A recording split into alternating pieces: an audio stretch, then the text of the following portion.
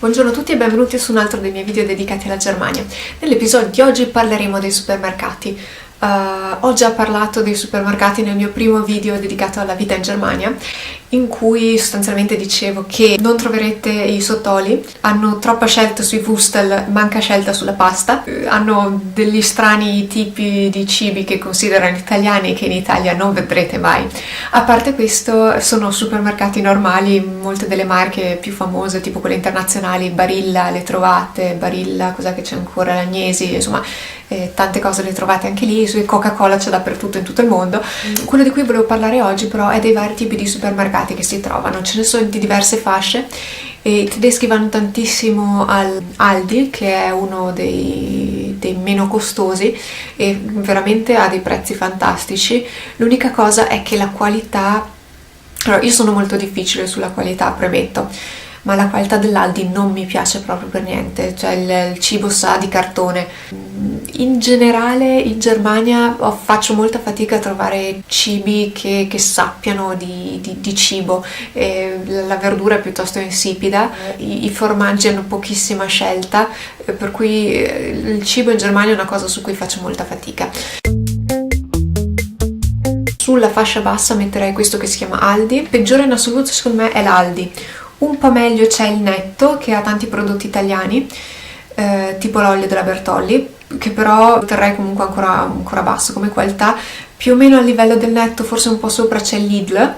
Lidl che in Italia non ci metterei mai piede perché non mi piace come qualità, allora in Italia io punto Coop. In Germania Lidl è una delle cose accettabili, molto buono come prezzi, però alcuni prodotti sono buoni per cui ci si può andare, su altri prodotti è veramente scadente.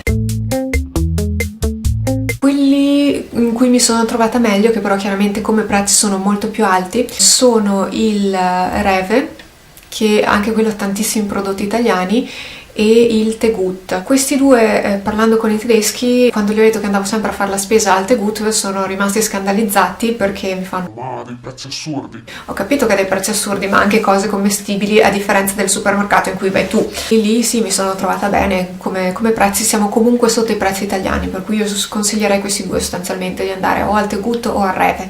Un altro che ho trovato in Germania si chiama Edeka, e che però mi sembra molto caro senza avere la qualità ad esempio, ripeto, del Tegut o del Rewe. Al Rewe trovate anche tantissimi prodotti bio.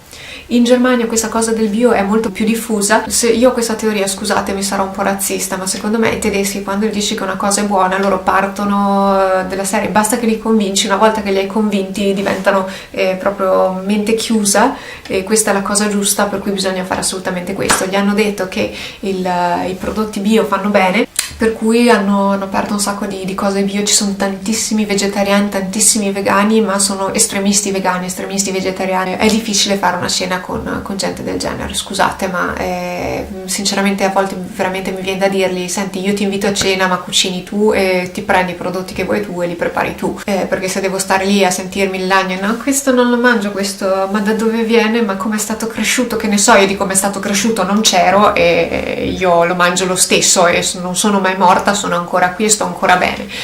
Non sopporto gli estremisti. Sia nel Rewe che nel Tegut riuscite comunque anche a trovare i prodotti per i vostri amici nazitariani. Un'altra cosa importante da ricordarsi quando siete in Germania è che i tedeschi non fanno le cose se non hanno una ragione per farle, quindi non puoi dirgli bisogna fare la raccolta differenziata perché è una cosa buona e giusta per l'ambiente, devi dirgli o fai la raccolta differenziata o ti faccio pagare. Quindi cosa è successo in Germania? Che quando vai al supermercato a comprare delle bottiglie di plastica ti mettono 25 centesimi sulla bottiglia di plastica in più, che puoi recuperare se riporti la bottiglia al supermercato. In ogni supermercato ci sono queste bottiglie per restituire i vuoti, funziona semplicemente che infili la bottiglia dentro nella direzione corretta, se ti esce fuori perché probabilmente l'hai messa alla rovescia, quindi le infili dentro in questa macchinetta, le metti dentro tutte, poi schiacci il bottone, ti esce fuori un buono e con quel buono tu quando vai a fare la spesa glielo metti sopra la spesa, ti scalano il contenuto del buono dalla tua spesa.